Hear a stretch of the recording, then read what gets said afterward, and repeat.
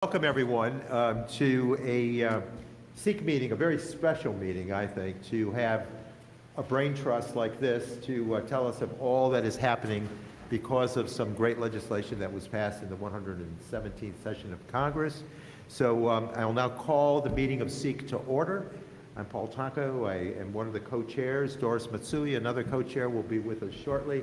And I believe Mike Quigley has a conflict. He's our third chair out of Illinois, and he can't make it. And we have some vice chairs with us, including Shelley Pingree, John Byer, and Sean Caston, who are vice chairs. But today's SEEC meeting indeed is special because it's an opportunity to hear real-life application to policy and resources that have been made available.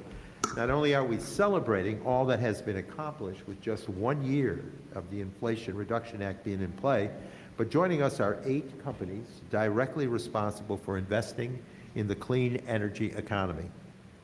We're so happy to have all of our participants here today to celebrate the United States' long-sought response to climate change that is already building a more just, a more equitable, and a cleaner future for all Americans. And I cannot wait to continue to see the job creation and pollution reduction benefits that will be growing with the years ahead. We know the Inflation Reduction Act is transformational, not just because it is tackling the climate crisis, but because of how it is doing it. The historic law ensures that our clean energy future will be built by well-paid Americans using American-made technologies. And today we will have the opportunity to hear directly from several companies that are supporting our clean energy manufacturing renaissance and helping to build resilient domestic supply chains, something that became very, very much a discussion point during the COVID era. These companies span a range of technologies, including wind, solar batteries, heat pumps, and geothermal.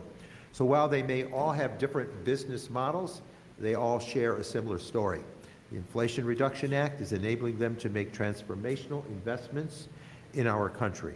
And in addition to clean energy technologies, we cannot forget the manufacturing sectors that will produce the steel, the cement, insulation, and other materials that will make clean energy projects and our broader infrastructure renewal possible. These industries are also in need of investment and federal support to not just decarbonize, but also compete in the global economy. In the past 12 months, private industry has announced several hundreds of billions of dollars in clean energy investments, surpassing the last 8 years of clean investments combined. So it's working. The leveraging of private sector money is becoming very apparent. Honestly, we could host 10 of these roundtables and still find compelling companies that are benefiting from the IRA. And that is because the IRA's influence is powerful and indeed widespread, with more than 170,600 new jobs and 272 new projects in the clean energy sector announced across 44 states, putting us back on track to achieve ambitious and scientifically necessary climate goals by the end of the decade. So I think it's right to say that the pioneer spirit of America is alive and well. And finally, I want to add that it is not sufficient to just create jobs. They need to be good jobs, well-paying, family-sustaining, and hopefully unionized jobs. I know the IRA provides important tools to ensure that this will be the case and that American workers, including people from communities that have historically been overlooked, underserved, and at risk of being left behind, get their fair share of the benefits from our national clean energy transformation. I hope in the future we will have the opportunity to hear testimony from some of those clean energy workers that can indeed attest to that goal. So it is my effort that people leave here today as excited as I am, because our nation is on the verge of something truly great. And there are so many incredible stories to tell about the innovation and the opportunity happening in the clean energy world right now. These private sector investments are real. The jobs being created are real. And the American people and our planet have so much to gain if we continue to provide these companies with the long-term certainty of federal incentives that they need to grow their businesses. And with all that said, we must know that our work is far from done. We must build upon this moment. SEEC members are committed to continuing the fight for even more bold climate action in Congress. But today, I'm excited to welcome our guests and hear about their plans to take full advantage of the IRA. With that, let me recognize our speakers to hear more about their individual companies' efforts. And we can start with Chrissy Borksy. Welcome, Chrissy. Senior Executive Director of Government Affairs and Policy at GE Vernova. Chrissy, the floor is yours. Thank you. And welcome again. Thank you. Thank you, members of the House Sustainable Energy and Environment Coalition, and a special thank you to Mr. Paul Tonko for inviting GE Vernova to participate today. I am Chrissy Borski, Senior Executive Director for Government Affairs and Policy for GE Vernova. It's an honor to join you. GE Vernova is part of a 130-year-old company that was founded by Thomas Edison. Throughout our history, we have pioneered technologies that have spurred world-transforming changes and improved the lives of billions. Today, we've never felt a sense of urgency to lead the energy transition. This is especially true when you consider our technologies are used to help produce nearly 30% of the world's electricity. GE Vernova is a purpose-built company. We're focused on both electrifying and decarbonizing the world. In the last year, the Inflation Reduction Act impact has been transformative for the energy industry. It has positioned America as a global leader in the energy transition. And this is in thanks to many congressional leaders who helped to work past the law. Let me say this simply and clearly. The IRA is working. It's driving action for climate change, energy security, manufacturing jobs, and American competitiveness. In the last year, the implementation of the IRA is one of GE Vernova's #1 priorities. We have submitted comments to Treasury on over 10 provisions in the IRA related to the IRA credits, and have worked with the administration, Treasury, the Department of Energy, Department of Labor, and many members of Congress on a wide variety of issues. We believe we must get this right to meet the overall goal of the IRA to advance decarbonization, to invest and revitalize U.S. manufacturing, and to create more U.S. jobs. Let me mention briefly some of the direct impact the IRA has had on GE Vernova. At GE Vernova, we have accelerated investments and innovations and breakthrough innovations. We're building new factories and creating jobs. In June, we announced that in Schenectady, New York, one of our largest and most iconic facilities, we're investing $50 million and adding 200 jobs to build our 6-megawatt wind turbine. In Pensacola, Florida, we're investing $20 million to expand our already existing leading onshore wind facility, including employing many veterans from the nearby Navy base. But what's most exciting is what's yet to come, what the IRA will do in the future. In January, we shared our interest in opening both a nacelle facility for offshore wind and a blade facility for offshore wind in the New York area. This is dependent, of course, on us securing the necessary volume. But with these two facilities, we have the potential to hire 1,000 direct and indirect jobs. And in the future, we look forward to continued momentum, not just for wind, but for advanced research in carbon capture, our nuclear energy business with small modular reactors, and in our efforts to modernize the grid. And it's not just us. Companies nationwide are making massive investments in technology, in growth, and in workers in America. As we embrace the second year of the IRA, we are looking forward to continued guidance and proposed rules so that we can fully implement the IRA. We will continue to work with the administration, U.S. Treasury, IRS, Department of Energy, Department of Labor, and many other entities that are involved, and of course, members of Congress, to ensure that swift, pragmatic guidance is issued on the IRA implementation. Pragmatic guidance will ensure that we understand what the rules are, and it'll allow companies like GE Vernova to continue those discussions on potential future investments in the U.S. On behalf of GE Vernova, I want to thank each of you for this transformative law, which is paving the way for a successful energy transition in the U.S. Thank you. Well, thank you, Chrissy. It's a great way to start off the discussion. I can say it's always a pleasure to visit the corporate headquarters and the plant, the campus of GE in my district, and to go to the R&D center and stand behind that Thomas Edison desk and feel empowered by that whole bit of history. So thank you. Next, we'll go to Mark Kuntz, Chief Executive Officer, Mitsubishi Electric Train, HVAC US. Welcome. Welcome, Mark. Thank you. And thank you, distinguished members of the House Sustainable Energy and Environment Coalition, for holding this briefing and for inviting me to speak for the second time as regards the IRA and the fantastic impacts that it's having on the innovative heat pump marketplace. As Representative Tonko mentioned, I'm Mark Kuntz, CEO of Mitsubishi Electric Train, which is a joint venture between Train Technologies, a major US HVAC company, and Mitsubishi Electric.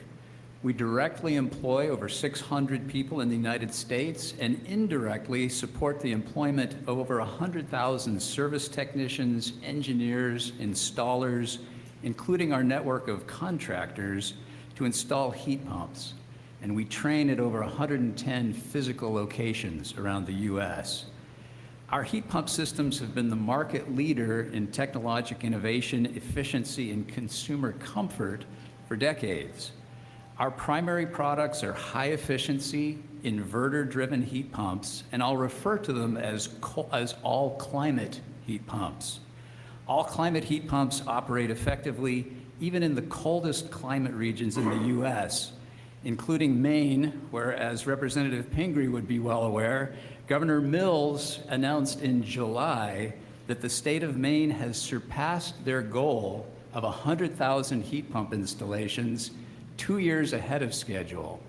I'm pleased to say the vast majority of those heat pumps are from my company.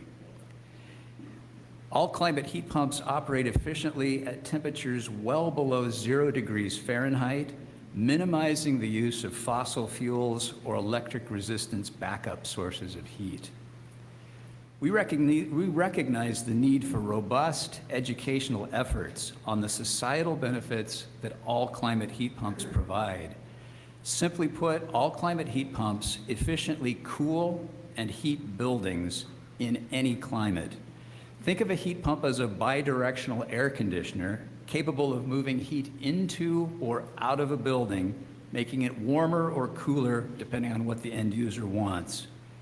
Heat pumps are now considered a critical clean technology because they're powered exclusively by electricity, which can be 100% clean and renewable. All climate heat pumps produce between 2 and 5 times the amount of heat that they consume in electricity. Given this, they can save consumers money on their energy bills, particularly from homes or buildings reliant on expensive and carbon-intensive propane or fuel oil. All climate heat pumps also play a direct role in helping the United States achieve its decarbonization goals. According to Rewiring America, if all single-family homes in the US adopted this technology, the total annual emissions reduction would be 160 million metric tons of CO2, the equivalent of removing 36 million cars from the road for a year. The IRA sought to address common barriers that have inhibited widespread adoption, particularly by low and moderate income households, and our projections signal that it will be successful. We expect that 3 programs within the IRA will have the largest impact: the home energy rebates, the 25C tax credit, and the Greenhouse Gas Reduction Fund. Between 2022 and 2030, we project a total market demand of over 37.5 million heat pumps, a significant portion of which can be attributed to the direct and the indirect effects of the IRA. All of these programs will result in increased access to heat pumps, meaning increased demand, more jobs for local installers, contractors, and energy auditors, most of which are small businesses. We invest millions of dollars each year to train contractors to understand how to properly install these sophisticated systems using 110 training centers across the US. With the passage of the IRA, we are increasing the number of those training centers dramatically to train a new generation of trade workers to install and service this technology. In addition, we've pursued contractor partnerships to engage with incentives to scale, quality installations, and to provide customers with greater control and connectivity and grid resilience. For example, my company and smart panel innovator SPAN recently announced a technology collaboration whereby the SPAN panel can directly control the amount of electricity that our heat pump utilizes, optimizing the effectiveness of the total energy use of the household. This type of grid enhancement and quality assurance will be critical as more households electrify and the rebates become operational across the country. In closing, the IRA's effects are just starting to be felt, as programs like the rebates and the Greenhouse Gas Reduction Fund are just now being rolled out. But in preparation, my company is educating consumers and training a new generation of workers to be ready to meet the demand that these programs will produce. We're elated that the IRA is enabling greater access to innovative heat pump technologies for all Americans, and we know that adoption of all climate heat pumps will help decarbonize the U.S. economy and lead to strong job growth across every state. Thank you again for the opportunity to appear. You're most welcome, Mark, and thank you for a great presentation. I know you brought a great smile to the face of Representative Pingree with that Maine success story, so thank you. Next, we'll go to Daniel Zotos, who is Senior Manager of Public Affairs and Advocacy at Redwood Materials. Welcome, Dan. Thank you. Good afternoon. First and foremost, I'd like to extend my gratitude to Chairman Tonko and the distinguished members of SEEC for convening this forum today, and thank you for your relentless dedication to sustainable energy and environmental policies. My name is Daniel Zotos. I'm the Senior Manager of Public Affairs and Advocacy at Redwood Materials. Redwood is committed to ensuring the United States can meet its clean energy and electric vehicle ambitions by developing a domestic, secure, and sustainable battery supply chain. Our strategy to support this mission includes collecting and recycling end-of-life lithium-ion batteries, processing and refining the critical minerals they contain, and then remanufacturing them into sustainable battery materials, specifically cathode active materials and anode foils to directly supply battery cell manufacturing here in the United States. Currently, Redwood receives more than 10 gigawatt hours of end-of-life batteries, but we're quickly expanding production across our operations to achieve 100 gigawatt hours per year, which is enough to power 1 million EVs. Earlier this year, we began production of anode copper foil. This was an industry first in North America. We also announced conditional commitment on a $2 billion loan from the Department of Energy to scale domestic component production from as much recycled content as possible. The Achilles heel of America's electric vehicle and clean energy ambitions has been an over-reliance on Asia for critical high-value battery components. Without domestic production, U.S. battery cell manufacturers risk offshoring over $600 billion in economic value for both anode and cathode components over the next decade. However, thanks to the Clean Vehicle and Advanced Manufacturing Production Tax Credit provisions in the Inflation Reduction Act, this paradigm has already begun to shift. Companies like Redwood are doubling down on their investments in America, onshoring key aspects of the battery value chain, building the technical expertise necessary, and creating high-paying jobs. These efforts are giving clean energy technology and EV adoption its greatest chance of success here in the United States. Redwood's Nevada site houses recycling, refining, remanufacturing, and we're scaling up as we speak. Meanwhile, we're poised to break ground later this year on our second campus, right outside of Charleston, South Carolina. This will be a $3.5 billion investment for all of these things I've mentioned. With North America on track to establish approximately 1,600 gigawatt hours of battery cell production in the next decade, these investments are critical to keeping the U.S. the forefront of manufacturing and job creation, meeting our clean energy and sustainability goals, and ensuring we strengthen our supply chain and lessen our reliance on foreign battery components. I'd like to close by commending Congress, especially the leaders on this coalition, for their ongoing collaboration with industry stakeholders and their commitment to a truly domestic and sustainable advanced battery manufacturing industry here in the United States. The promise of the IRA is a testament to the power of public policy and private enterprise collaborating effectively to restore American manufacturing leadership while investing in energy independence. With the IRA's support, we are onshoring key aspects of this battery value chain. We are directly addressing the climate crisis in doing so, and we're retaining immense economic value here in the United States. Thank you for your continued support. Thank you, Dan, and it's great to hear that stat on the tens of millions of cars that you will power with your work. So the IRA is working. Next, we'll move to Gabriel Malik, Chief of Staff for FERVO. Welcome, Gabriel. Thank you, Chairman Tonko. Thank you to SEEC for including FERVO in today's discussion. My name is Gabriel Malik. I'm Chief of Staff at FERVO Energy. We're a next-generation geothermal power developer, leveraging proven oil and gas technology to produce 24/7 clean, firm power. I want to start with a bit of an overview on geothermal, since I know it's new to many folks in the room, and then talk more concretely about how the IRA has supercharged our business. So many of you might think of geysers of Iceland when you hear the word geothermal, and that's geothermal in its oldest, most traditional form. To make geothermal power production work, you need three factors: fluid, heat, and permeable rock, so rock with fractures in it. And in places like Iceland, you can access geothermal, hydrothermal resources close to the surface. Other countries don't have that same luxury, and over time, the geothermal industry evolved to identify resources that maybe don't have all three of those factors, but at least have two: heat and permeability. And so we've seen traditional geothermal developers find hot rock that has natural fractures and inject water underground, heating that water, bringing it back to surface, and using that steam to turn a turbine and generate electricity. There are two problems with that traditional approach. First, there are only so many locations that have both high heat and natural permeability. So you're dealing with a geographically constrained resource.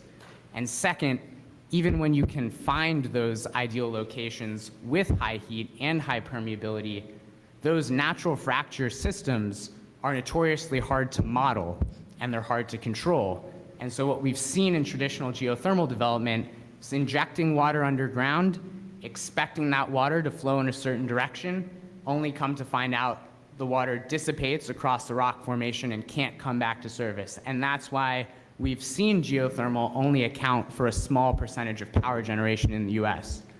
What we're doing at FERVO is engineering those fracture networks through hydraulic fracturing and allowing ourselves to just look for hot rock. The nice thing about that approach is that there's hot rock everywhere. This massively expands the resource potential of geothermal. With existing drilling technology today, we can produce over 300 gigawatts of energy just here in the US. It also addresses that second problem I mentioned on reliability. Because we are creating these fracture networks, we understand how they propagate, and so when we inject water underground, we can drill our second well to intersect those fractures precisely and bring that water back to surface. That's geothermal in a nutshell. That last point is enhanced geothermal that FERVO is pioneering. And just earlier this summer, we completed our first commercial pilot project in northern Nevada with Google as a development partner, and proved definitively that these drilling technologies can and in fact do work in the geothermal industry. We've since moved on, and we're in rapid scale-up mode. We've just begun drilling a 400 megawatt project in southwest Utah, which we plan to bring online first phase in 2026, second phase in 2028. And we wouldn't be able to scale up as quickly at such a scale were it not for the IRA.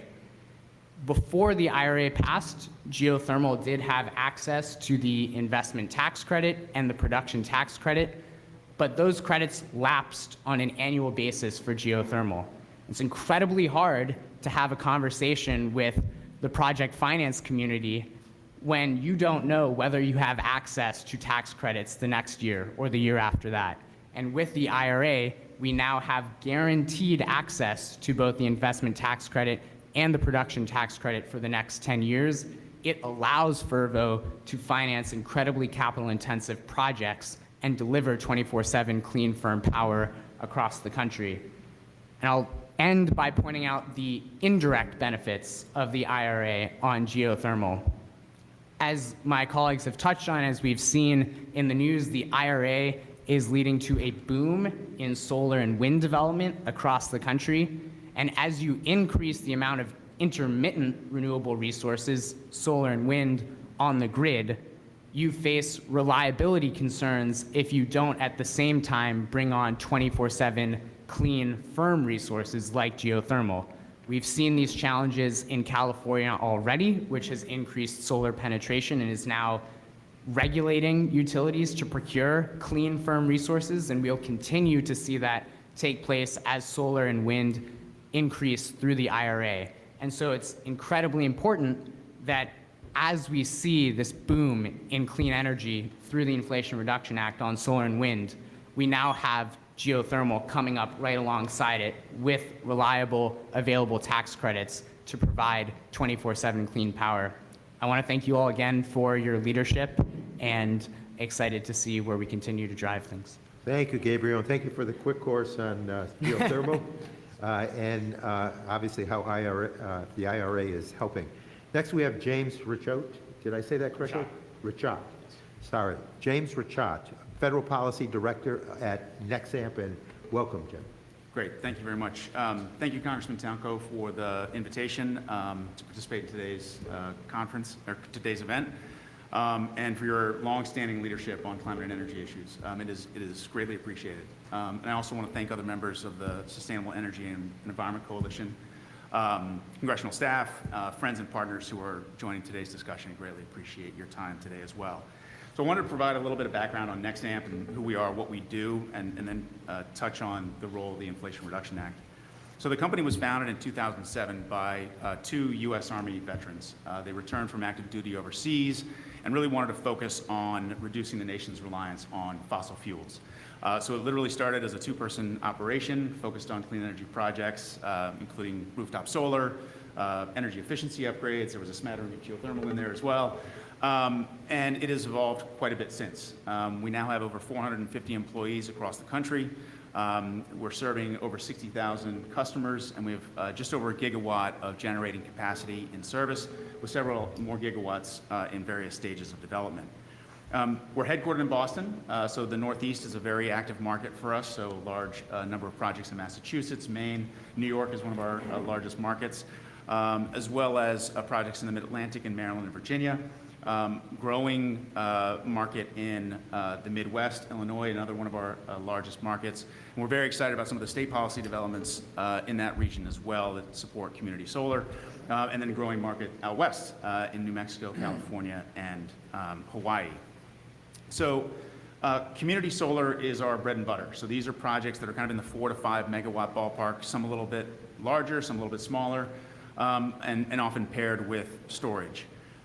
We are a vertically integrated community solar company, so we're involved from the very start of a project, working with landowners, often small family farms, through the construction, management of the facility itself, and then we're directly engaging with customers. And that involvement from start to operations gives us a really unique perspective around the opportunities associated with distributed generation. Our facilities allow individual consumers to participate in the clean energy economy in ways they might not otherwise have been able to, right? A lot of folks are not able, they're renters or they can't afford rooftop solar, so subscribing into a community solar program allows them to participate in that and receive anywhere from 10 to 20% savings on their annual energy bill. We're especially focused on prioritizing clean energy access to low-income customers and communities. Very, very heavy emphasis for us as a company. And it's already been stated, but it bears repeating, and the Inflation Reduction Act is nothing short of transformational. It provides industry with the long-term certainty we've been asking for a long time, but it's also driving investments in communities across the country. Again, low-income communities, energy communities as well. And so throughout the solar industry, we've seen significant investment announcements since passage of the IRA. It was almost instantaneous. And I'll highlight a couple from Nexamp, recent announcements in May involving $400 million in financing for almost 50 new community solar projects, primarily in rural communities across 6 states. And most recently, we announced a strategic partnership with Helene. They're a North American solar module manufacturer headquartered in Mountain Iron, Minnesota. That partnership represents the largest community solar module order in U.S. history. It's a 1.5 gigawatt solar module purchase over the next 5 years, and that would not have been possible without the Inflation Reduction Act. Right? And so what we've seen over the last year, what we continue to see, is significant momentum in the U.S. solar industry. We now have policies in place for companies to make bold and ambitious investments, and it's up to companies such as Nexamp to now take up that challenge. We're very excited to do so and to be a central part of this energy transformation here in the U.S. So again, thank you very much for the time, and look forward to the discussion. Thank you, Jim, and we thank your veterans founders. Obviously, so many from our veterans community understand the importance of a clean energy agenda, so thank them for us. Next, we'll move to Derek Phelps, Head of Policy and Government Affairs at 12, and welcome, Derek. Thank you, Representative Tonko and other distinguished members of the caucus. Thank you for inviting me to participate in today's meeting. My name is Derek Phelps, and I am Head of Policy and Government Affairs at 12. Most things in the world are made from oil, otherwise known as fossil fuels. Products ranging from running shoes to office furniture and even car parts typically require petrochemicals that are made from fossil fuels. At 12, we seek to change all that by taking a different approach, one in which we view carbon as part of the solution. 12, which takes its name after the atomic weight of carbon, is a carbon transformation company. We were founded in 2015 by 2 postdoctoral researchers at Stanford University, who then partnered with fellow Stanford graduate and clean tech entrepreneur Nicholas Flanders. Our proprietary technology enables us to transform CO2 with water and renewable electricity into thousands of products ranging from apparel to transportation fuels. Hence our trademark for our products is CO2 made. We refer to our transformation process as industrial photosynthesis, given that it works much like a tree, which takes sunlight, water, and CO2 as inputs and produces oxygen. Indeed, apart from the actual products that we make, our only other output is oxygen. We've already actively partnered with the world's biggest brands, such as Procter & Gamble and Mercedes-Benz, to eliminate emissions from their products and supply chains. However, since last year's passage of the Inflation Reduction Act, we're currently all in on our sustainable aviation fuel, or SAF product, which we refer to as E-Jet. Our E-Jet product has been tested by the U.S. Air Force and is ASTM certified, and it has an overall lower carbon footprint of up to 90% as compared to conventional jet fuel.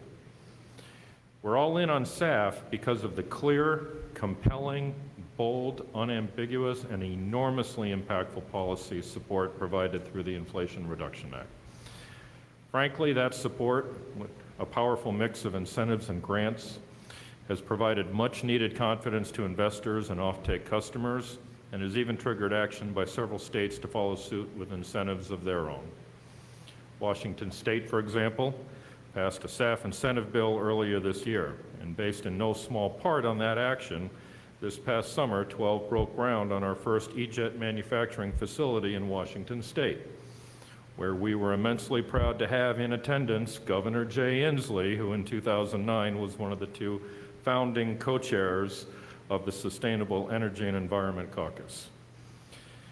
12 understands that it will take everyone to address the scale of the climate crisis. That's why we're so appreciative of the leadership and forward thinking embodied in the IRA, which ushers in a once-in-a-generation investment towards meeting that challenge with policies to drive climate innovation across every sector of our economy, bolster domestic energy production, and champion clean energy.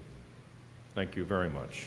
Well, thank you so much, Derek, and we appreciate the innovation that you're bringing to the forefront. Next, we're going to hear from Tom Jensen, Senior Manager at Holcomb, who is a replacement, I believe, for Melissa Carey, who couldn't join us from the company, but it's... She's much more polished. No, not to imply that at all, but we appreciate you doing this on last-minute assignment. Tom Jensen, the mic is yours. Thank you very much. Let me start with since we haven't heard the confessions today. Co-chairman, this is a bit of a introduction. I'm scheduled to be somewhere else this afternoon, but I'm glad I'm here. What we're hearing from a variety of stakeholders is really cool stuff, really important stuff. And I tell you something, from a cement manufacturer perspective, and I was glad to hear Congressman Tonko mention it in his opening remarks. It's not lost on us, not lost at all. And Holcim's a big company, and what we do in manufacturing cement in the industry is pretty much, a lot of shoulder pads cracking and old school stuff. But it's also awfully important. Look at your congressional districts. Look at when I walked over here today from the Senate side of the Hill. The cement industry, the contributions to economic development into our country are just, fundamental, and yet we don't appreciate them, frankly. So, Holcim, 43 states, 350 facilities, 7,000 employees, that's all really important. But what we're really talking about is an old operational model and process that we're trying to make better, cleaner, and greener, and we're leading the industry in this regard. The Inflation Reduction Act, to a smaller extent, building bipartisan infrastructure law, are critical in this regard. So we sit here 1 year later, and we were big proponents of the bill as it moved through the Congress, and we appreciate all the members of Congress who are following up on the bill. Not just it's great to pass it, has the press release back home and shake a few hands, but are following up. And we appreciate the staffers who are here to get smart on this issue. 4 things that we see Holcim sees as we go through this process today, and more importantly, in the future. Incentives are key. It was mentioned by several of my colleagues. That gives certainties. Businesses like certainties. We all know it, but it's fact. That's critical. The IRA tax incentives are key. Number 2, low carbon transportation materials grants, these programs where customer demand will help drive the industry, right? We firmly believe that the carrot is better than the stick, and the company is going to move in this direction for several reasons. Number 1, it's the right thing to do. Number 2, their customers are demanding this kind of action. Number 3, share owners may be saying, hey, you got to get cleaner and greener, right? And number 4, employees, all important movers or levers with the company. So grants for customers that can take advantage of, which are in the bill, or the law, I should say, are important to us. In addition, what's also driving the demand for these products are things within the Department of Energy and their Office of Clean Demonstrations. The Office of Clean Energy Demonstrations at DOE is the same idea. Don't think about not what is, but what could be. So today, when you make cement, 70% of your problem comes from one key component of the cement. 70% of your emissions and your green problem comes from clinker. How do we do that better? Well, these pilot projects and demonstration projects at DOE are what are going to move industry forward. And that's just not good policy, that's good politics, and it's good business. So we appreciate that in the bill, and we're further pushing in that regard to decrease and make net zero a cement manufacturing operation, which is a really, really difficult and challenging, goal. And lastly, we think that Buy Clean is key as we expand the market for lower carbon products again. So our organization, again, moved by customers, by shareowner groups, by employees, by a burning desire to do the right thing. And the companies that don't get behind these are going to lose. It might not be today, it may not be tomorrow, but we'll have this conversation again and reconvene the group in a couple years, and you'll see they're going to lose. So the fact that members of Congress are interested in, as the bill matures, the law matures, and other aspects of it are unveiled, and that folks on the Hill here are still looking at this and working together, we appreciate what SEEC is doing. Thank you for your time. We know you got a lot of demands on your time, and to come out and spend it talking to us about these things has been for me, it's been a better deal than I had for this hour when I woke up this morning. So thank you so much.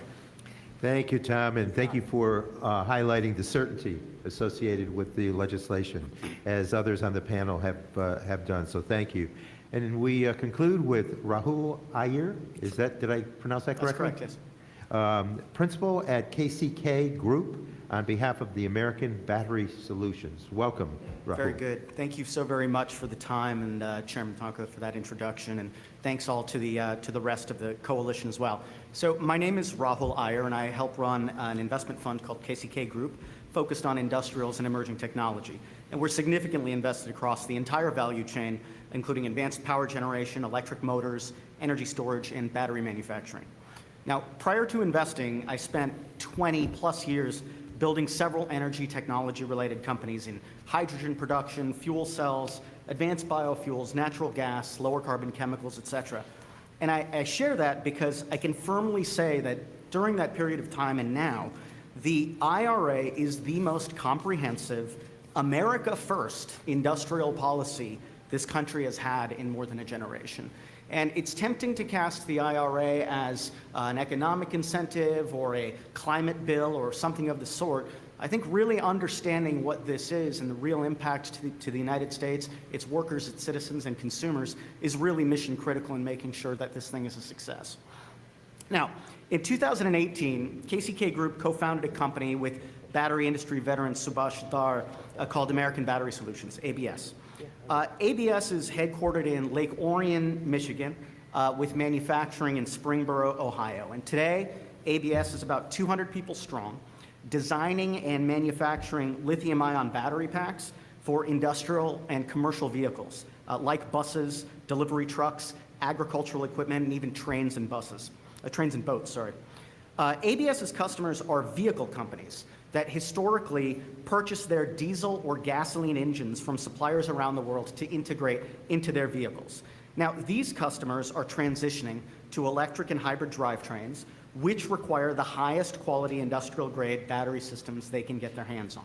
So from cell chemistry selection through pack design, through high-volume manufacturing, ABS's 200-plus employees enable these companies to accelerate their transition as their customers demand the lower operating costs and the lower emissions associated with electrification.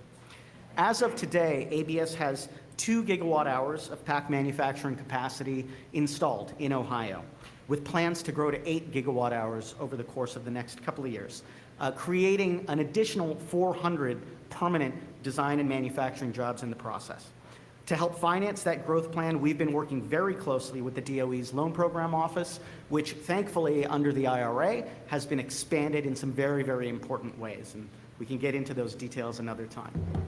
Now, ABS recently announced a spin-off called American Energy Storage Innovations, or AESI, based in Hudson, Massachusetts. AESI provides utility-grade, modularized, 7.2 megawatt-hour stationary energy storage systems.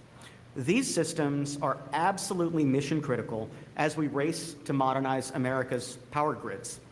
America's power grids are in desperate need for additional resiliency, safety, the ability to make ultra-low-cost renewable energy dispatchable, and to ultimately provide the storage to support large-scale adoption of electrification of vehicles. Now, the race to electrify transportation and implement energy storage more broadly is global, and it's not new by any stretch of the imagination. It didn't start last year. The race today is driven by simple economics. It's promoted by national security interests, and it's required in order to achieve global emissions reductions. Unfortunately, much of the world is on its second lap, while we in the United States are still warming up and some folks still getting their shoes laced up. However, thanks to industrial policies contained within the IRA, American companies, American workers, and American consumers have an opportunity to not only compete, but to win in this race.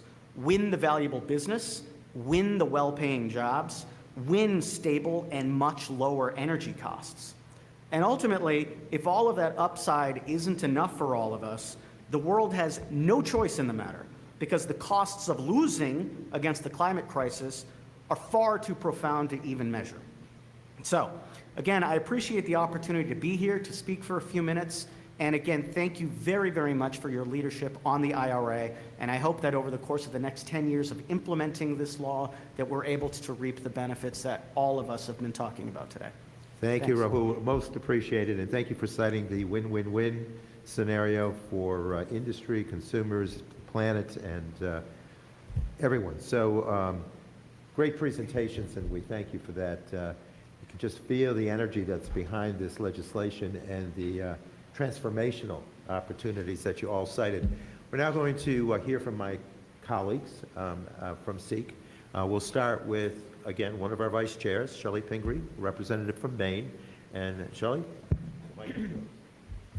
Thank you. Thanks, Paul, for moderating this. And really, thank you all. I know you're all busy, and we want you to spend this money as fast as possible and apply for grants as fast as possible. So sorry to take up your time, but it's really is very beneficial for us to be able to talk about how this funding is being implemented and what's working in the system. And so, and thank you for the shout out to Maine's heat pump program.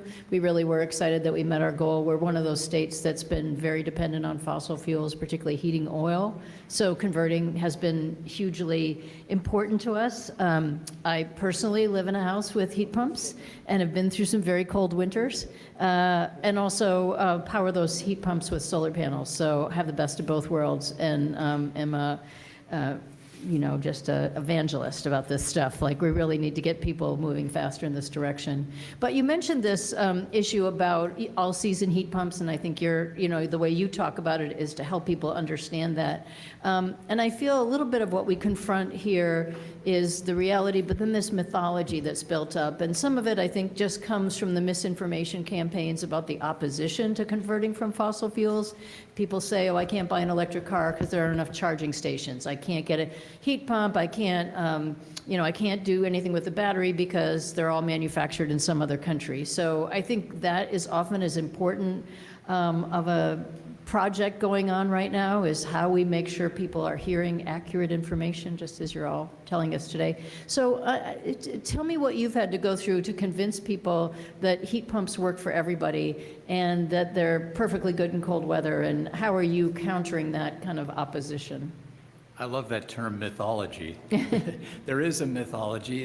It's historic reality, but no longer the case that heat pumps are not capable in cold climates.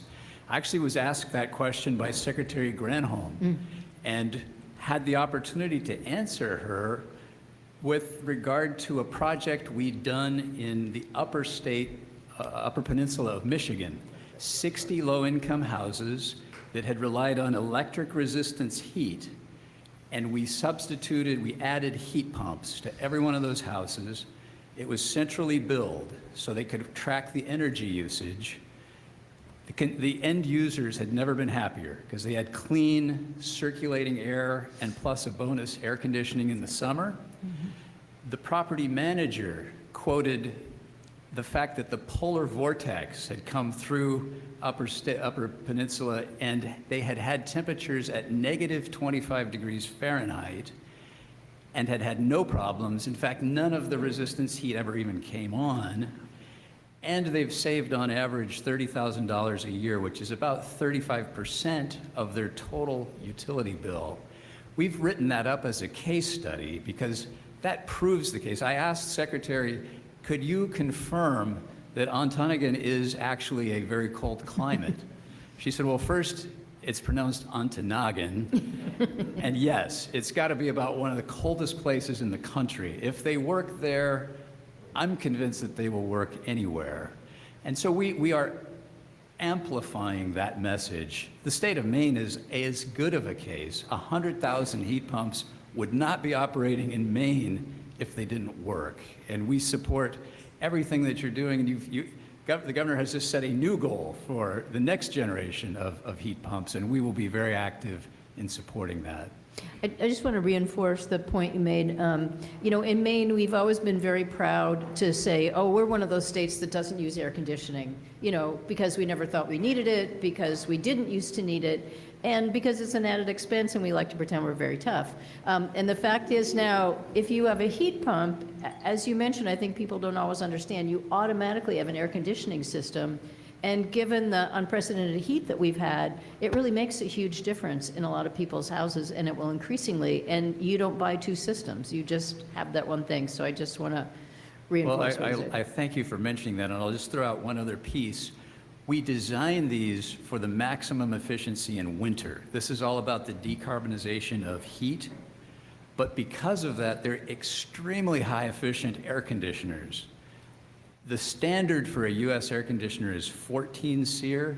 These products are 30 SEER, so twice as efficient as a conventional air conditioner. So even though you're adding that benefit, you're doing it at a very minor amount of energy usage in the summer. So it's a win-win. Really? well, I could ask you all questions, but I'll give my other colleagues a turn and maybe get another chance. Representative Don Beyer, another co-chair, or SEEC, from the from the Commonwealth of Virginia. So the mic is yours. Microphone too. So let me just pose three quick questions. First, for Chrissy, the SMRs, we've been hearing about SMRs for a long, long time. I'd love to know when we're actually going to start installing them, rather than just talking about it.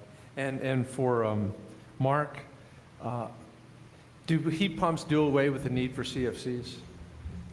Does that now become not a concern that we have to do as we move forward?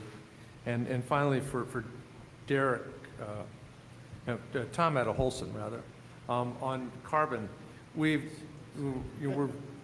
a lot involved in direct air capture. In the announcement last week, there are 3 big direct air capture plants going up around the country. Has concrete cement been a meaningful place to store carbon, and how much of the storage can you account for? Sure. And that's all I have. Should I go first, or? Well, let's go back to Chrissy, I believe, because we'll go into the sequence that it was asked. Congressman, thank you so much for the question. I personally think it's an exciting technology, and it has been going on. We've been working on our small modular reactor for probably several years now. I'll tell you that probably the leader right now in the deployment of an SMR is Canada. Ontario Power Generation issued an RFP. GE was selected as the design they will use our reactor. They've increased it to now, I believe it's 2 additional reactors that'll probably become operational in 2030. But there is growing interest in the U.S. We announced last year a partnership with the Tennessee Valley Authority, so TVA is looking at it, but there are there's other utilities that have become more interested, and primarily because of the tech neutral provision in the IRA. That will allow SMRs to qualify for that tax credit as well. There are other countries who are also in the rush to deploy SMRs. UK and Poland are also at the forefront. So those are, U.S. is in the fight, but we've got to do more. And I think with the IRA, it'll give us that opportunity to really start deploying that technology. Thank you. We'll move to Mark. Yeah, with regards to refrigerants, heat pumps definitely operate using a refrigerant cycle, and the current refrigerant has a global warming potential that's quite high, over 2,000. Our industry is in transition under the AIM Act being moderated by the EPA. At the end of 2024, all of our industry will be switching to a low GWP refrigerant that will be less than 700 global warming potential. So we're on that pathway. The transition is already underway. That will eliminate CFCs and HFCs and will put us on a path for continuing improvements in that area. But a big step happens at the end of 2024.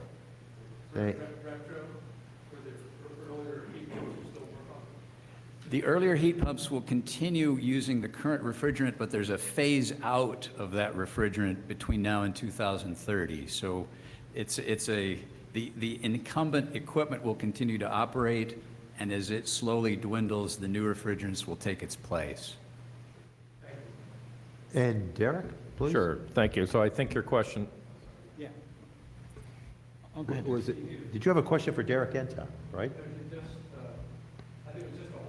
Yeah, so the answer, Congressman Beyer, is that currently carbon capture is being beta tested in Europe. In the United States, we have 2 projects working very closely, with DOE on those. And frankly, that was the stimulus for this, the DOE work. That would capture 95% of the CO2 once they're up and running. So those are underway, but up till now, that wasn't, in the plans, frankly. So one of the other reasons why IRA has stimulated this kind of a corporate, action, if you will. 45Q gives us $180 a metric ton pay, which is wonderful. Which is why you get climate workers and carbon engineering. I was concerned more about maybe just a apocryphal story that you could use a lot more carbon in manufacture concrete as a place to store it, or the development resting place for carbon, rather than a salt dome or Right, and I think that's, kind of where the puck is going. Can we utilize that material to store carbon? But I can't give you any kind of a crystal ball on where we are right now on that, frankly. But thank you.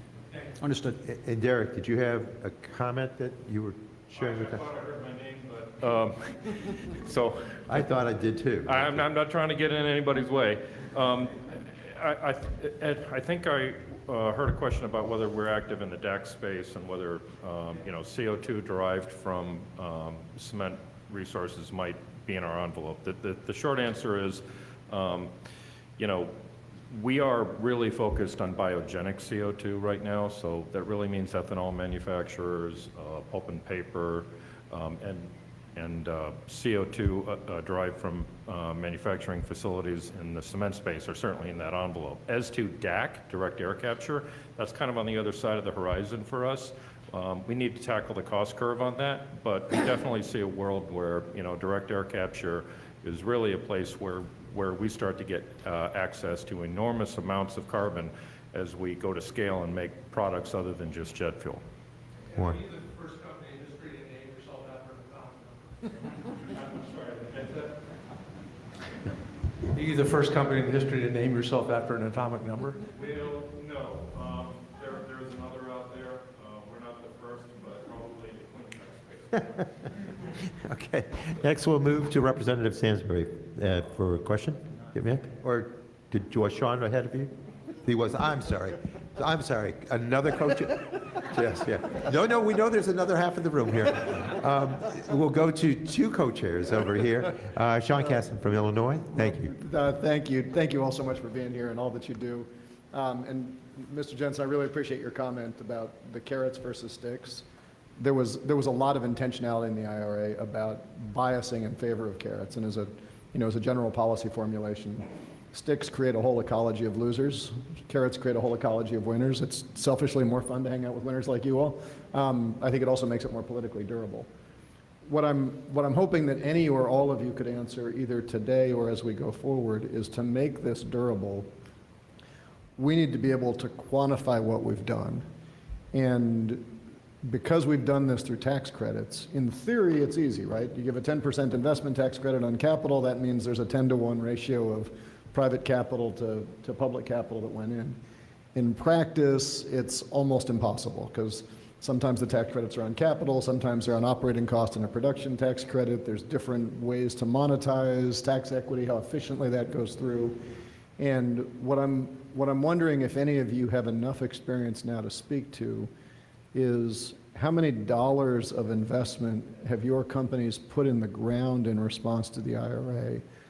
You don't have to disclose confidential stuff, but as a multiple of the tax credits you're expecting to get, what is the kind of multiplier when we talk about $380 billion of tax credits in the IRA? You guys are the practitioners. What's the multiplier we're actually seeing right now or can expect to see going forward? Any of you who feel comfortable answering that? I'd love to speak to that as helping run an investment fund. You're right, that math is extraordinarily difficult to do. And I would say that, at the onset of the IRA becoming the law of the land, so to speak, the initial rush of investments into both capital assets for manufacturing and R&D for the long term was and continues to be significant. I would say that the multiple on that is essentially infinity, because none of the IRA dollars are really going directly into the companies that are being invested in there. Very, very difficult to capture that. However, I think it's safe to say that given that in the meantime we've seen somewhere around $1.5 billion go into minerals, somewhere around $500 billion go into EVs and batteries, very little of that IRA money has actually gone into any of those companies just yet. Some certainly has, but of the totality, very little. And in fact, when it comes to the manufacturing tax credits, the 45X credits associated with either pack manufacturing at $10 a kilowatt hour, or upstream of that, the cell manufacturing, very little of that has been employed. So really, it's those tax credits existing that have brought the capital to work. Now, Once those facilities are up and running and growing in scale, it will be much easier to measure the direct impact of those things. But if those tax credits go away, you can very quickly guarantee that the amount of pent-up capital around the world that has been pouring into the United States into these kinds of industrial projects would shut off extremely quickly. It's one of these difficult calculations that I think for the first year or two will be very, very difficult to make and support. But by year 3, I think you'll be able to have some very, very impressive and well-documented numbers. Couldn't agree more on that. Something, somewhat indirectly answering that, I think is a barometer for the future here as well. When we think about battery manufacturing overall, currently China operates 125 battery gigafactories. That's over 10 times what North America and Europe have combined. Of course, you look at companies like Redwood Materials, we have a $3.5 billion investment in South Carolina. We have over 1,600 gigawatt hours of cell production announced across North America because of laws like the IRA. So while it's still in the first innings here, we wouldn't be seeing this degree of investment. And I mean, when you just look at the differential between China and the USA right now, there's a lot of catch up to be done. So couldn't agree more. Quantifying all this in this moment is hard, but particularly 45X, the production tax credit, that's a game changer, without a doubt. Congressman, I want to agree. Oh, thank you. I want to agree with Rahul. Agree completely that it'll be much easier to quantify because of the advanced manufacturing production tax credits, 45X. I would add that the other one is the investment tax credit, 48C. With the expansion of 48C, I know that it's my understanding that of the $10 billion that's allocated in the first phase, that there were approximately 42 billion of applicants that submitted that first concept paper on July 31st. So I think that with those 2 tax credits that are going to go directly to manufacturing, I think we will be able to quantify that better. And so I would ask that we come back to you, because I know from our perspective, our Nassau facility in Florida, our Blade facility in North Dakota, those tax credits went into effect January 1, 2023. So we'll come back to you. We'd be happy to provide you with that information. I thank you all, and please, the more you can quantify, because we've all got experience in the trenches of life is terrible when every year you're asking for tax extenders. It's not what we want to do with our time. It's not what you want to do with your time. But, help us by what is that multiple so that we can make the strongest case, not just for extending this program 10 years from now, but saying, let's double down on it sooner, right? Let's make it, but we need the numbers from you all to do that. So any help you can give us on a very quantitative basis would be helpful. Thank you. And next we move to Representative Matt Cartwright from Pennsylvania, who has been a very active, involved member with SEEC in many dimensions. So thank you, Matt. Thank you, Mr. Chairman. I wanted to follow up on a question that Don Beyer asked about building products. And Tom Jensen, I think this is for you. You're talking about concrete. And we have these community project funding requests that we're able to do now. And I started something called a hemp research engine in my district. I like hemp because when we talk about storing carbon, pound for pound, you store multiples of the amount of carbon that other ways store carbon. Just quickly, Tom, have you gotten involved with storing carbon in hemp and throwing it into concrete and using it for building products yet, or do you have plans for it? So I'd answer that, Congressman, not yet, but we have looked at a variety of different compositions and compounds and chemical, scenarios to store carbon, to your point, but not in hemp specifically. Okay, all right. And then the other follow-up I had was, Derek, you touched on sustainable aviation fuel, and Chrissy Borski, this is also for you. I'm not sure that your outfit deals specifically with the aviation. GE probably has that in a different column, but you know about it, so feel free to jump in. What are the latest and greatest technologies? How are we going to do it? How are we going to do sustainable aviation fuel? Yeah, thank you, Ed. It's really about density of energy. You know, it's difficult to get a heavy commercial aircraft off the ground and through the sky with almost anything other than a liquefied fuel, which is what brings the focus to sustainable aviation fuel. We're excited about tackling that very difficult to decarbonize sector. Our sustainable aviation fuel, as I mentioned, has something like a 90% reduction in its carbon footprint. We're working hard to do this quickly. By the time we get to the end of this decade, we plan to be making upwards of about 1 billion gallons of sustainable aviation fuel. But, you know, if you look closely at this industry and consider the technologies that are alternatives, you keep coming back to sustainable aviation fuel because they need a drop-in solution. And what's really exciting about SAF is that once it's blended, it is a drop-in solution to the infrastructure, the aircraft, the jet engines that are there today. So, not to give you the third degree, but when you say our sustainable aviation fuel, what is it? Our product? Yeah. It's a product made where we take carbon dioxide, break that apart to make carbon monoxide and make a syngas, put that through Fischer-Tropsch, and out comes a sustainable aviation fuel where the hydrocarbon is, the carbon is derived from the waste CO2 that we put into it. What makes it 90%, what gives it that LCA, that lower 90% carbon intensity, you know, quality, is the process where, you know, we're using renewable energy to push that chemistry and make that chemistry. I hope that's responsive to your question. It is, I understand. Thank you. Thank you, sir. Ms. Borski, you want to weigh in? Congressman,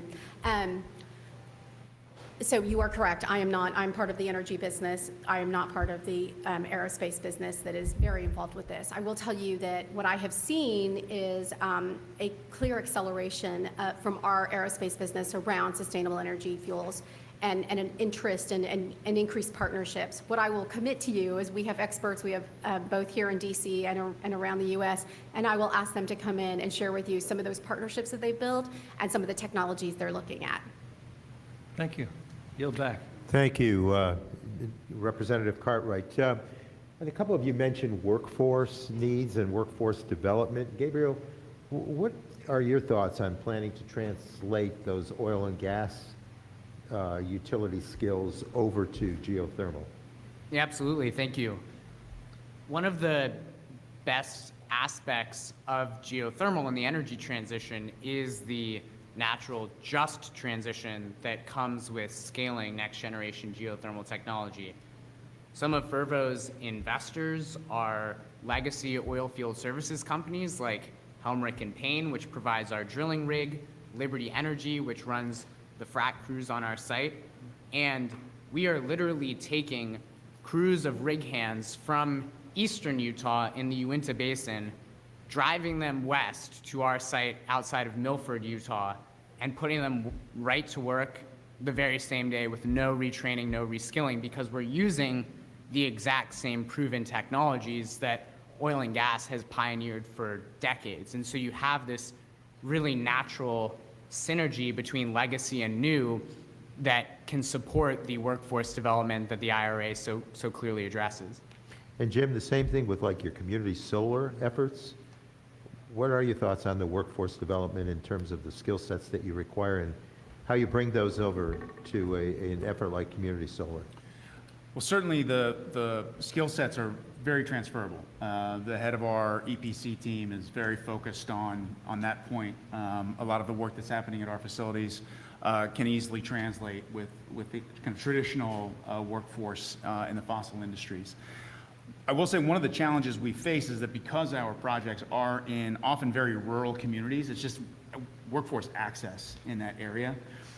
So we're very focused internally on ensuring that as we bring on contractors and bring on employees, we're doing some internal workforce training and development, but also working to ensure, whether it's through federal policy or state policy, that there are programs in place that can help develop the workforce that's required for our projects. Okay. I'm informed that votes are soon coming, but Chrissy, I'm always amazed when I go to the R&D Center for all three divisions of the company. But in regard to energy, the efforts on transformers, the efforts on buried cable and superconductive cable and battery development, any relation of the IRA and research that we could talk about here today?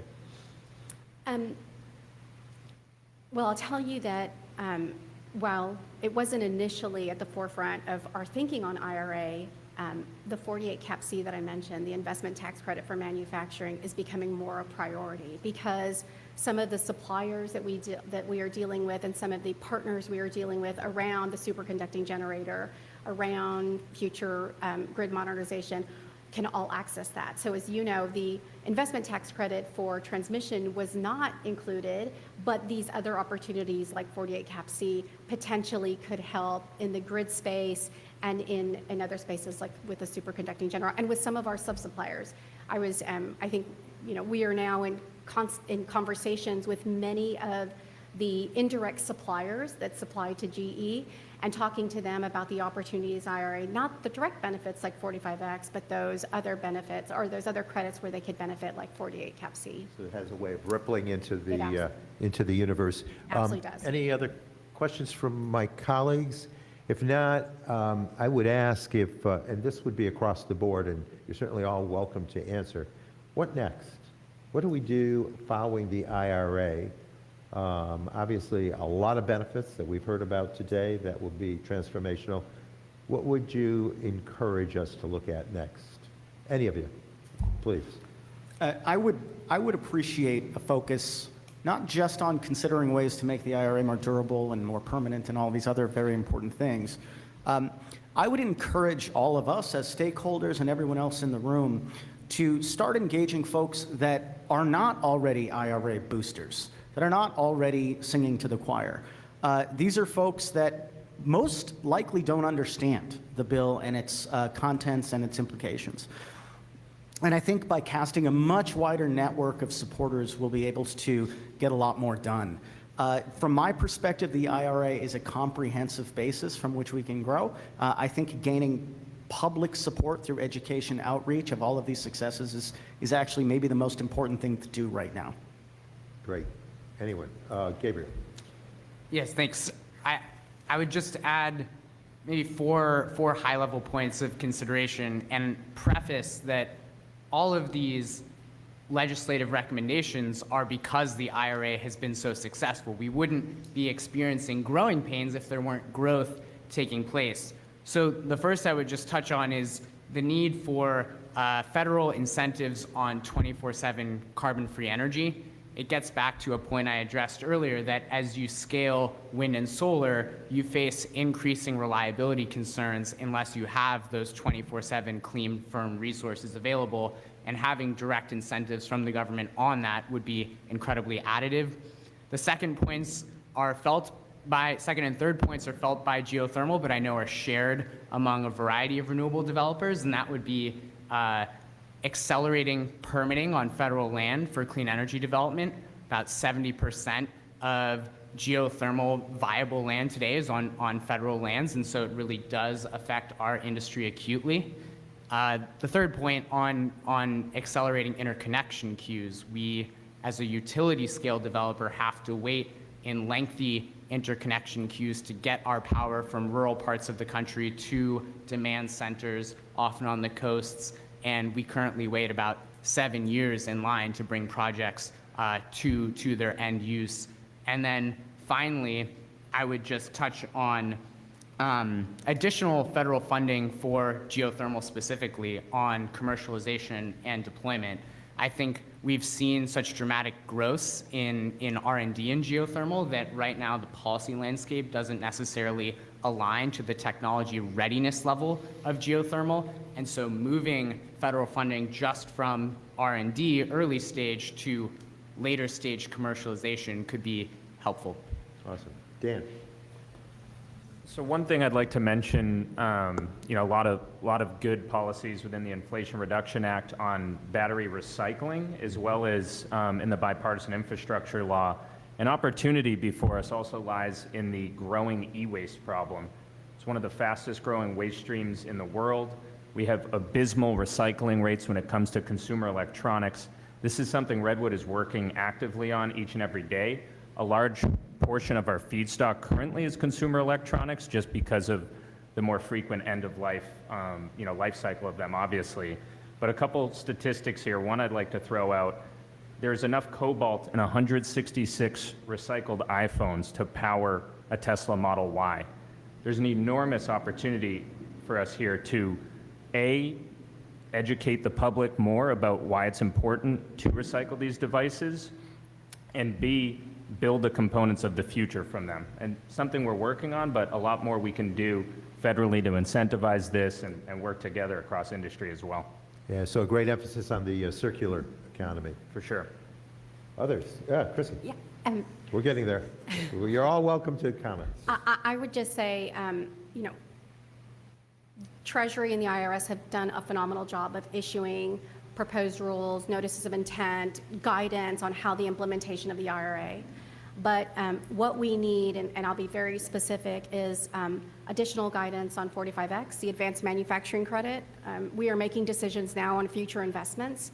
The other one is the proposed rule for domestic content guidance. I think that is for the domestic content bonus. And then the third one, and I think that's very important, especially because it's not going to affect immediately, but we are relying on it, and we're relying on, and decisions are being made now on future investments, and that's on tech neutral. So any support that you all can give, any accelerated pressure you can put on Treasury. I know their plates are full, but those three areas of guidance are especially important as we're making investment decisions now. Thank you. Did I see a hand down there? Was it? Yeah, just real briefly, I would double down on what Dan suggested on the circularity and circular economy. We take a roof off a house, let's just say, in Scranton, Pennsylvania, and how much of that goes back in the landfill, how much of that can we reuse? So maybe that's the next frontier. Obviously, we're not going to solve that problem right here in the next 90 seconds, but thinking in the future, there's a variety of applications in the building environment where we need to be much better as it relates to circular economy and circular building products. I think we all, and our families and our kids and everybody will benefit from that. Thank you for mentioning Scranton, Pennsylvania. Yes, sir, Congressman. I know it well. Anyone else? Derek? And Thank you, Representative Tonko, and for the question. My thoughts run to some practical considerations, and to some degree, maybe these fall in as housekeeping, but we're in that stage right now where a lot of these tax credits are in the hands of Treasury for implementation. And as they come out with their regs and their guidance, we really need for Treasury's work and regs around implementation of these tax credits to be kind of broad and all to embrace the potential of all of these emerging technologies that I think arguably were kind of the spirit and purpose, the congressional intent of Congress as it fashioned all of these incentives, right? It's a long way of saying, for example, clean hydrogen. We really need for there to be a broad definition around what constitutes clean hydrogen, because if it's narrow, it's going to leave a lot of things out. I was talking about our chemistry. Much of our chemistry process rests on Treasury decreeing a broad definition around what constitutes clean hydrogen. There's also, we were talking about, my company's focus is on sustainable aviation fuel. 45Z, 40B, those two taken together, the blender's tax credit, there's a 5-year life on that only. Many of the other tax credits have a 10-year life. In order to get an industry like this up and going, we really need a longer runway. So we need that to be taken out to more like 10 years in line with the other tax credits. Which one is that again? 40B. And then, 45Q, which is carbon. capture, utilization, and sequestration. We need some parity there to ensure that sequestration and utilization are treated the same, because right now the numbers aren't quite the same. So, you know, this is just, again, it could be seen as housekeeping, but clarity, implementation, consistency, and really an investment in the future is what we really need as we get further up on our feet and go to scale and go to market. Thank you. Okay, and we have Jim and then Mark, and I think we have covered everyone. Okay, I'll be very brief because some of the points have already been made, but I think the implementation on the guidance is really critical across all of the key programs, the low-income program, energy communities, the workforce requirements, as well as the domestic content. So there's going to be a lot of work ahead over the next several months, and that's a huge priority for us and more broadly within the solar industry. And getting that right is going to be crucial. The only other thing I'll add, and I think this is a role that the coalition has played and can continue to play, is just having conversation about how all of the different pieces of the puzzle fit together. We have a lot of different industries represented on this panel. We're all playing a role in this transformation to a clean energy economy, and the transmission grid, as you noted, as well as the distribution grid, play an absolutely central role in making all of this happen. And so having that ongoing conversation and finding out where there are pinch points and what some of the solutions are going forward, I think would be really valuable. Thank you. Thank And you. we'll close with Mark. Thank you. The heat pump market is served by thousands of contractors across the U.S., most of which are small businesses. The IRA gives them the opportunity to upskill their workforce, serve entirely new demographics, and grow their businesses. We need to capture their stories, and we need a panel of red state and blue state small businesses telling how this is revolutionizing their businesses and their communities, and build further momentum for this across both sides of the aisle. I think the opportunity is real, and I think that's a natural outgrowth if we can capture it and amplify it. Terrific. Great statement to close us on. Look, on behalf of all of the SEEC colleagues, we couldn't have asked for a better panel. You've been terrific. And sharing how the IRA has now brought about all sorts of opportunity to your industry, to your companies, making certain that you know, there's this huge foundation from which to grow.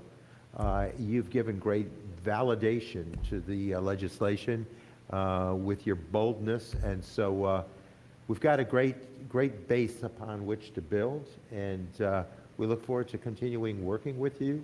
But thank you for allowing us to better understand the virtues, the assets that are real in the legislation, and good luck to all of you as you implement the legislation, and look forward to hearing all the great news that will follow. So let's go green, and let's go big, and let's go American.